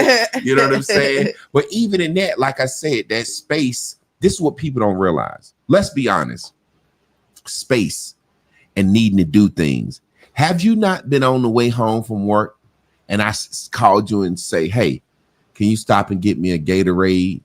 And that stopping and having to go in this store after your long day seem like it becomes the worst fucking thing you can do, and you be upset in your head like, why the fuck this motherfucker want a Gatorade? Don't you be like that? That's what I'm saying. So I'm giving the practicality to the people. When you got your mind on something, you got your mind on something, and you got a mate and they interject something. There are times that I'm on the way home and my wife can say stop and get some for my daughter. And I'd be like, let her fucking starve. God damn it, she don't know why she got to water from the sea. Give her another peanut butter and jelly. She won't even fucking know the difference. You know what I'm saying? And I'd be like, damn, you know what I'm saying? She can eat 2 peanut butters. My daughter got Down syndrome, so sometimes I be thinking like that. I'd be like, if I'm lazy, I'm like, she can eat 2 peanut butters and jellies. Like, my wife ain't gonna let her do that. I'd be like, what's wrong with her having a peanut butter and jelly for lunch and dinner today? But the point I'm making is what you were saying about Golden Corral. By the time I go in there and eat, and now I gotta get a to-go tray, pack that up, do all that. She don't want this touching this. I don't want this touching this.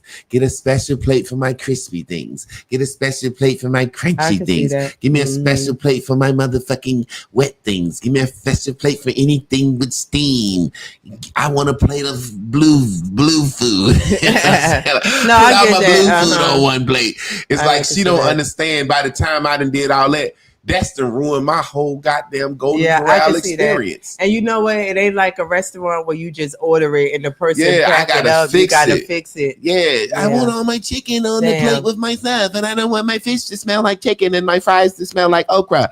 You know what I'm saying? Yeah, well, I don't have to do that. Deal. No. Pointing it out. But unless you want to get it from me, that's you know what I like. But I get it. I mean, it's a boomerang. It's a moment. I know how I felt going. Yeah, that's my space. I sure didn't bring you no food back. Exactly.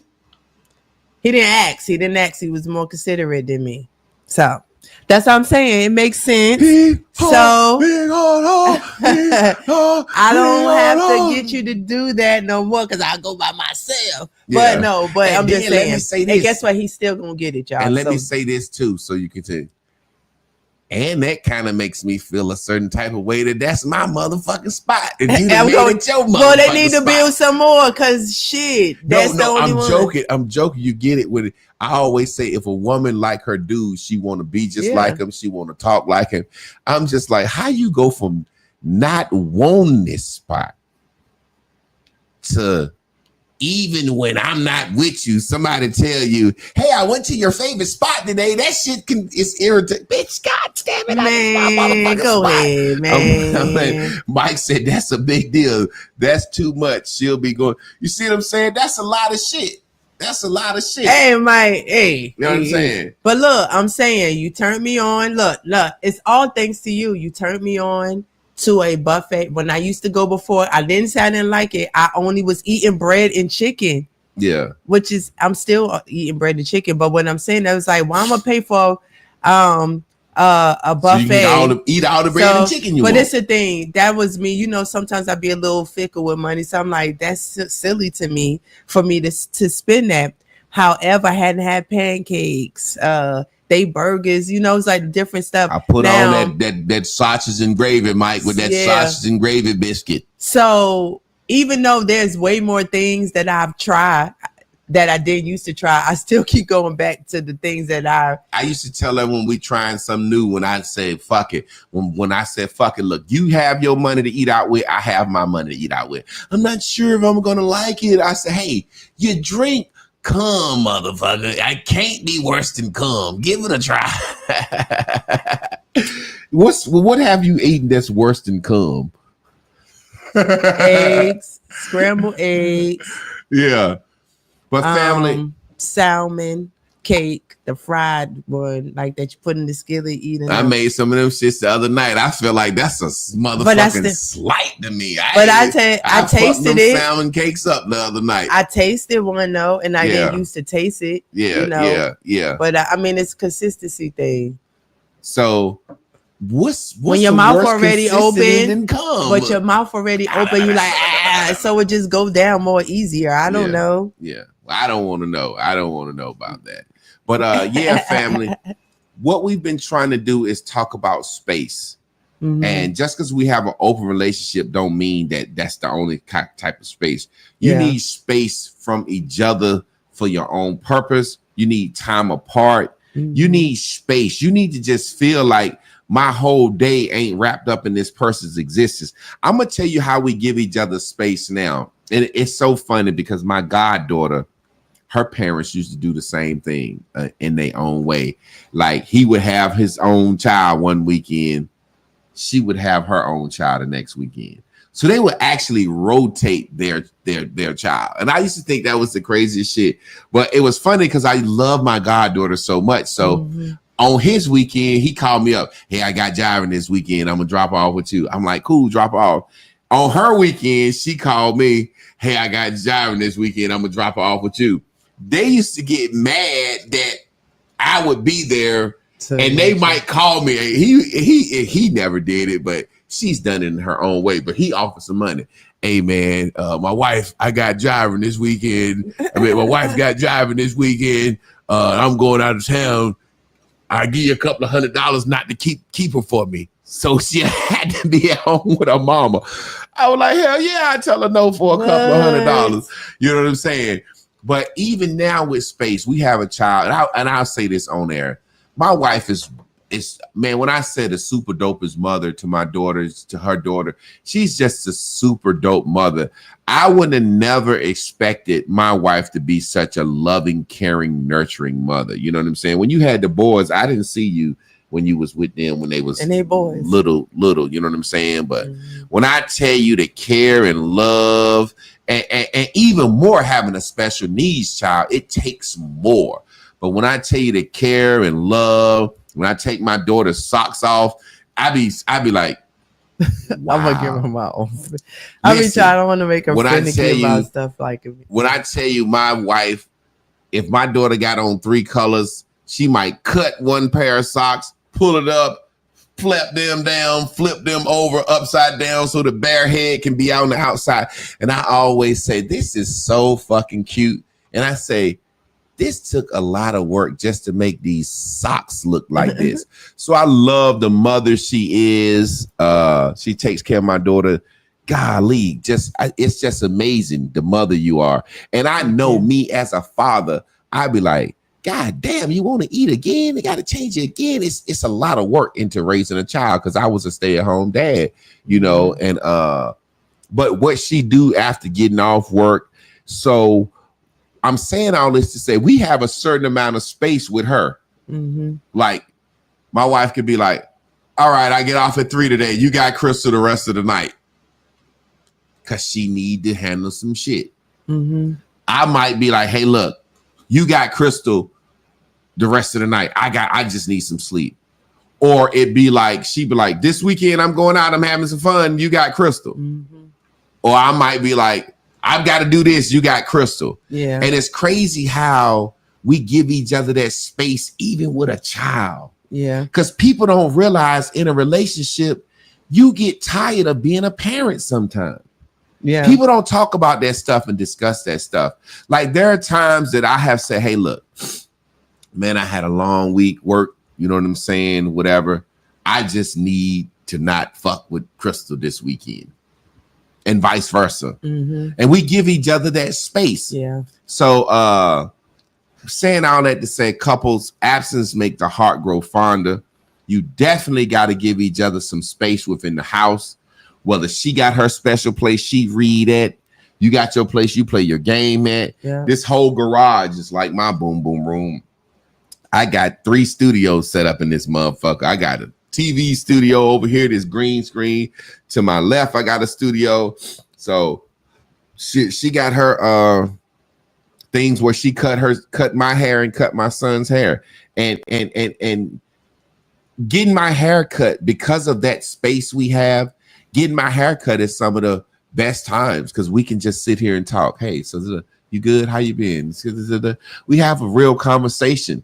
So that space, even when I see her cut my son's hair, I hear them laughing, and that space is something to come home and catch up to. You know what I'm saying? So however y'all got to figure out a way to have some time apart within the relationship. Not because you don't like each other, because just so more than anything, whether you know it or not, after years of being together, it can become a pressure, feeling like that's your job to make sure that person's happy. Exactly.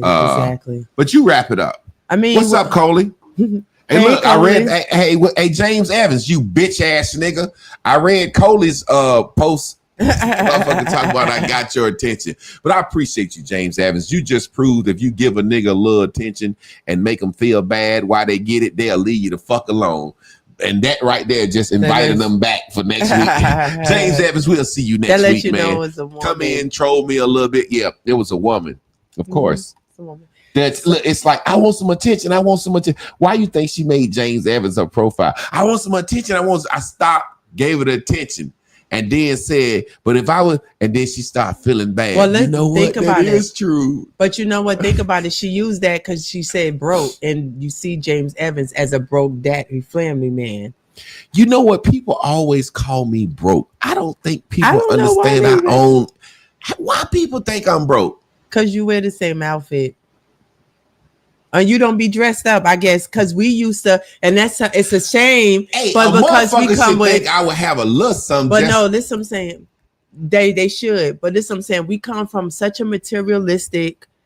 This nigga ain't showing society. Off. Yeah. You don't show off the stuff you have. I swear to God, that's and then Chris. I when get called broke dressed, more than anything. That's the first thing a motherfucker say. But look, let me say this. Then when you do be dressing, you like to show people how you could go to Walmart and do it. But then when you got $1,000 blazer on, you don't tell nobody. I don't say, hey, I paid $1,000 for this blazer because I loved it. You know what I'm saying? I just that's always so amazing to me. I swear to God, the first thing a motherfucker gonna say, Chris, it happens. Now, I don't know if it's just me, but now it seems like if that's a woman's way to shame you if you don't give her what she wants. I want you to pay for my babysitter and my hair and nails done before we go on one date. I don't want to do that. Oh, you're a brokey.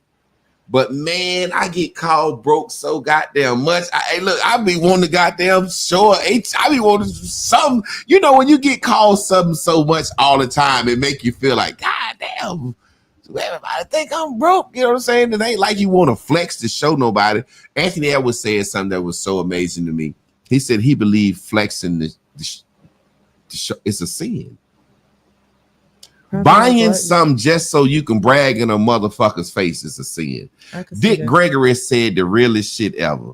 And it's what changed my whole life. I heard him say it as a youth. Waka Flocka referenced him. Okay. Saying this. And Waka Flocka said it's what made him stop rapping and change his life. Dick Gregory said, you know how he talk. What are you talking about? When I was young, I went and bought me a motherfucking Cadillac. Pull up in the hood around all my friends.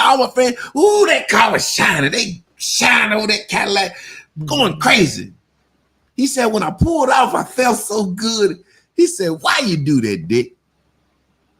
He said he realized just so I can pull up and say, motherfuckers, I got a Cadillac and y'all ain't got one. Mm-hmm. He said he felt so fucking stupid. Mm. And that really hit me.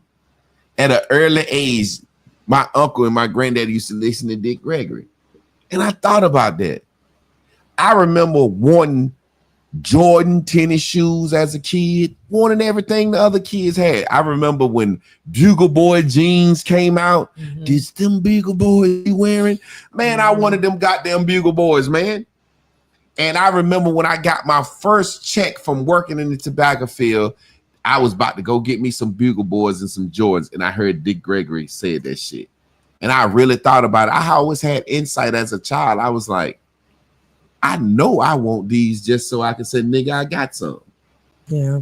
And when Waka Flocka said he did that, he said he had went and got his Maybach, and the first thing he did was pulled up to the hood. And you know, that's what make niggas in the hood jealous, want to kill you. He said he pulled up in the hood and he left stunned and he felt so good. He said then he seen that Dick Gregory video and he was like, damn, what the fuck? You hate the people you grew up with so much that you want to say, look, motherfuckers, look what I got you motherfuckers don't have. Yeah. That's crazy. Yeah. Yeah. Well, as a person who loved all the material shit, right, for a while, you know, when you start to realize how much of it is fake, be in those environments, you know, when you realize that people go into these knockoff places, putting them in boutiques and stuff like that, and still willing to spend a certain amount of money in order to have what other people have, you just realize that you're such a follower, you know. And so let me put this link up because I always did this in the past, and just for the kicks and giggles, if somebody want to come in here and summarize the lesson, the message, what you got out of it today, or what you take from it, or what you will add to your life, or James Evans, you can come in and say, fuck y'all motherfuckers. Ooh, you know what I'm saying? Come on, James. James Evans is gonna say, hold on, let me get my hair straight.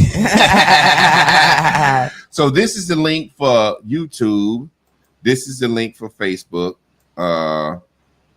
That's a link. It seems like it ain't showing all my links. Either way, somebody come in, tell us what y'all got from today's message. Was it okay? Was it some bullshit? We just want somebody to pop up. I want to feel like I was Dr. Phil, like I had somebody pop up on the stream. But you know, like Jazzy said, she was like, the therapy has already started because she's watching these shows. Yeah. Class participation. Somebody come up, goddammit. If you come up, you ain't got to say nothing but yo. Yeah, hey, woo, yes. It take two to make a thing go right. I don't know. It take two to make it out of sight. Yeah.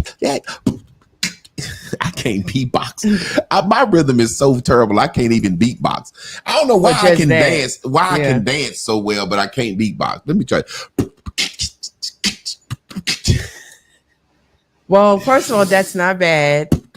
Now you want to do a lot. Coley, can you beatbox? I bet Coley could beatbox. He played drums. I know that. Bass. That's why he probably can. I don't but like to how me, that sounded. What? I bet Coley can beatbox. Bitch, you gonna sweat another man's beatbox in front of me? Assume another nigga can beatbox? That's Yeah, because we all been in the studio together. You know what I'm saying? Oh, Lord, I'm joking. have I just don't mercy. like the way it's head.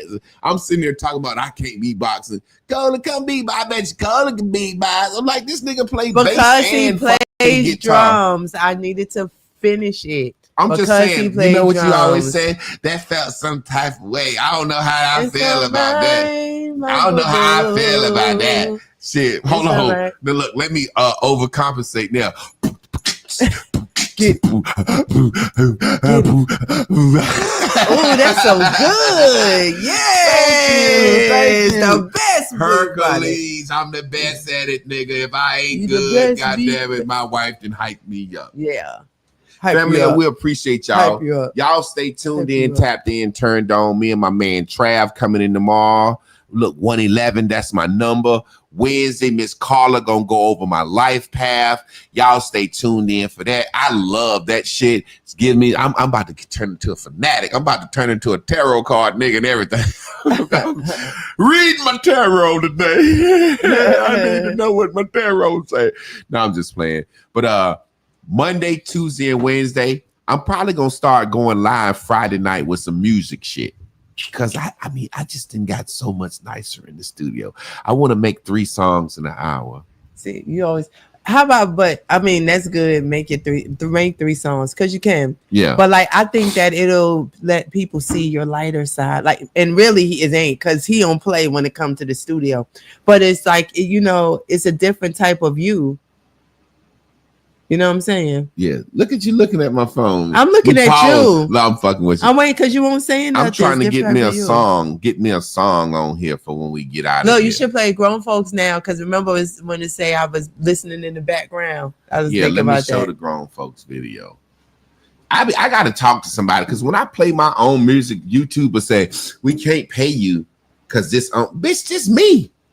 You don't see my motherfucking name? That's Javon and Clark. Well, this don't get my bucket. Yeah, we need to check. This don't get my bucket. They won't have nothing. When that guy said, his brother was special. He said his brother said he got mad because he had to give his brother a bath and his brother dick was bigger than his, and then he was like, why he gotta have a big dick? He's special needs. And he said his brother was like, big dick, motherfucker. He said his brother kept saying, big dick, motherfucker. That let you know, people be like, you can't have it all. Yeah. You can't have it all. He said his brother said, little dick, motherfucker. You got a little dick. God knew.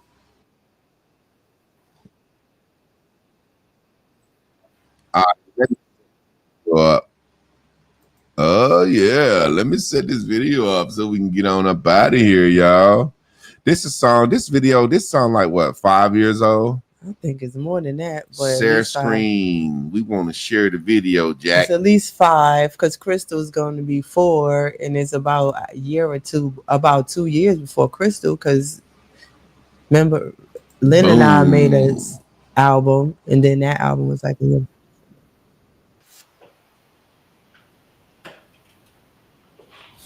Surprise! What you done for me? I love y'all, boy. What are you doing in here, boy? What you see? You talking about? You still pissing? Don't I look like an old man for real? Yeah, me too. When I came in, right here is our life. Wow. Me and her. Me and your grandma. I'm gonna put it in that thing. Ain't that what an old man would say? I'm gonna put it in that thing. And I said, put it in there, baby. Hard I know, yeah. Monday night marriage conversation. I used to kick in the door and lay you down on the floor and put my smack down. And I would have you gripping the sheets, the neighbors hearing you scream. I blow your back out. Ooh. I used to hit you with cash so you give me some ass and tear them all down. But now we're getting older. We're grown folks now. I used to slay every day, lingerie stayed in shade. I kept it tight for you, baby. I would have you climbing the walls while I was licking your balls. I did my best to drive you crazy. I used to cook every day, what you say, fix your plate and rub your back down. But now we're getting older. We're grown folks now. And girl, you age like wine. I got to get my My mind keeps driving them down for the ride. It grows stronger every day, and it gets stronger in every way, and it grows stronger every day, and it gets stronger in every way. I used to trip when you're gone, we wanna go through your phone and play detective. I'll be out patrolling the streets, thinking you're going to creep. I felt neglected. I used to be insecure, thinking you'd leave me for sure. You kept my head down. I would call you up just to see who's around. I'll be listening in the background. I used to trip out and shit, might even call you a bitch. I disrespected, but I was out here being a man, executing my plan. It felt neglected. And girl, you say my life, you're the wind that takes me high. Boy, you changed my life. You're the wings that help me fly. Every day, and it gets stronger in every way, and it grows stronger every day, and it gets stronger in every way.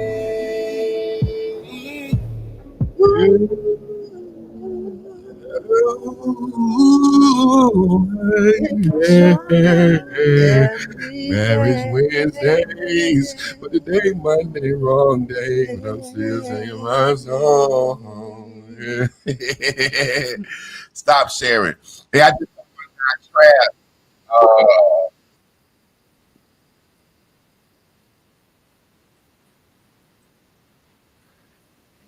Let me stop that shit right there.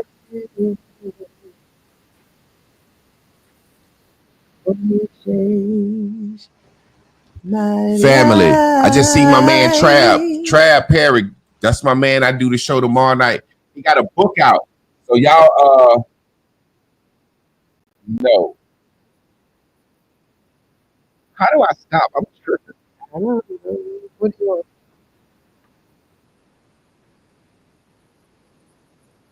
Can you go back to that? Yeah. It's like my YouTube won't stop playing. It ain't up here. I'm thinking it's on the phone and it's up here. Ooh. Thank you, baby. Your leadership was so wanted. Or just X out of it. There you go. Like I said, my man Trav got a book out. I'm gonna have it on tomorrow night. We're gonna talk about it a little bit. We're going to keep trying to bring y'all this good content. Y'all like, share, let the people know what time it is. Chris, wrap us up. It's okay to have your space. It's okay to have your space. And space doesn't have to mean leaving a relationship. Allow each other to have a vacation inside your home away from each other. I need to breathe. Girl, I must have been crazy to say that it was over. I had to be a fool to yell out we weren't through. And now I'm so alone, and I'm feeling down and out, baby. If I never speak to you again, it was so crazy of me. Oh, I must admit, I done forgot the word. Boy, I done forgot that R. Kelly song. That's R. Kelly. I need my ass kicked. You know what I'm saying? Well, I'm sorry, baby. Yeah. Bring your loving back to me, cause I can't sleep, baby. Yeah. I can't think, baby. Don't wanna go home, baby. Without you in my life. I'm singing that bitch all wrong. Now you singing Marvin Sapp gospel. Oh, this is my song, baby. That's Marvin Sapp. Yeah, I don't want to do nothing. Let me say this before I get out of here. I was listening to I listen to gospel every Sunday morning, regardless, because that's what I grew up to, and I get to feel. I'm listening to the most fucking crackhead song ever in the world the other day. I just got to say this. Hopefully, AI clip this and I can use it as a clip. I'm listening to this fucking crack song, and this guy talking about he saw the best in me. Oh, but everyone around me saw the worst in me. Oh my God, saw the best. And I'm sitting here like, nigga, God ain't the motherfucker you down here fucking over. Yeah. Think about this. He saw the best in me. Ain't that something that make you feel good about the fucked up shit you doing? Mm-hmm. Your whole family, you done fucked over, stole from, turned your back on your whole family hates you. And your family said, well, you need to be accountable for all the shit you done. He saw the best in me. That's like, yeah, so when somebody say that. It's like God ain't down here. You ain't fucking God over. A lot of that shit God ain't even looking at. God said, nigga, you been smoking crack 20 years? Goddamn, I had blessed you with the house. You said if I bless you with the house, you won't gonna never ask me for shit else. So I stopped looking down. Motherfucker, you been smoking crack 20 years after I gave you the house? Damn. Dead. That's some funny shit That's when you funny. think about it. God get mad and said, motherfucker, what? You told me if you said, God, if I don't die off this drinking, I'll never drink again. And I believe you, motherfucker. You been down there drinking still? Do it. Damn. But think about this. Yeah. He saw the best in me. Of course you would feel that way. God saw the best in me. And it's like stuff, he's a friend. God ain't your friend. We make up so many things for God, but I sat there and I listened to that shit and hear him scream. And when I did my daddy wrong, when I did my mother wrong, everybody turned their back on me. But God saw the best. And it's like, hey, man, I don't think God saw anything. That make you feel good about being a fuck nigga fucking everybody over. We'll let you have that. But I'm gonna start breaking some shit down, boy. That shit had me. That was funny. Had me crying, laughing. And I'm listening at this shit, and the people crying, and I'm saying, well, damn. I wish everybody saw me through the eyes of God. Mm-hmm. God died on the cross for me. I need to start walking up to women that God saw the best in me. And if God can die on this cross for me, I know you can give me some head. That ain't a lie. You saw the best in me, like me some. And gave me some hand before I went to work.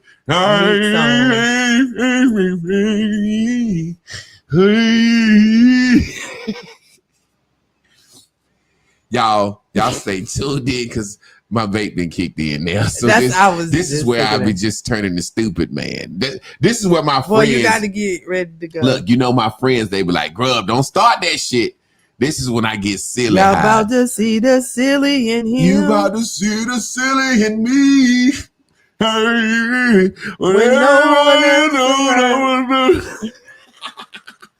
this is what he does. Although I don't sound good, I feel like I sound like Marvin Gap a little bit. Marvin Gap. Marvin Gap band. It's Marvin Gaye. Is you say Marvin Gaye and Sap. Yeah, Marvin Put Gaye. them both together and sing some. Marvin said, I heard it through the grapevine that the Lord saw the best in me.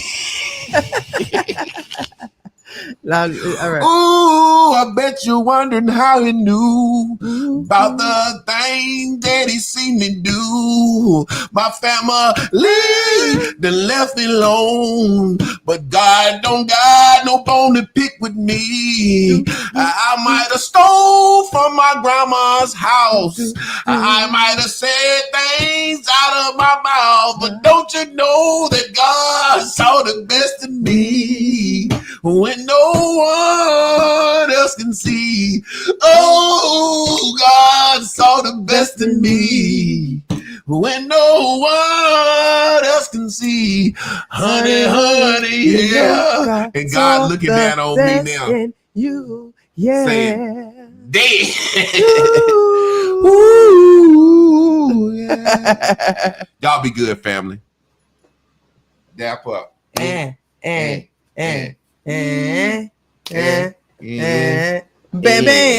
Oh, God saw the best in me. Yes, he did. When no one else can see. Honey,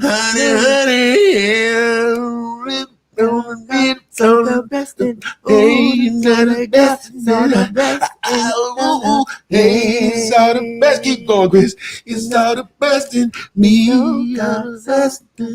I said I stepped in the water and the water was cold. Baptized my mind, body, and soul. He didn't mind that I was smoking gold. He didn't mind that I spent the money that broke. He saw the best in me. Oh, hey, Jesus. Hey, boy, get you one of these right here. And I don't know how. Pac-Man Madura Sour. It's a sativa, and it keeps you up. Cause I feel like Bye, y'all. Y'all be good, family. See y'all tomorrow. Look, everybody didn't stream off, so they must like. Look, I'm gonna have all a right, show. well, stay. I'm gonna have a show called Stupid Sessions with Javon, where I hit that Madura Sour and just act a goddamn fool. Y'all want to see that? Stupid Sessions with me. Y'all be good, family.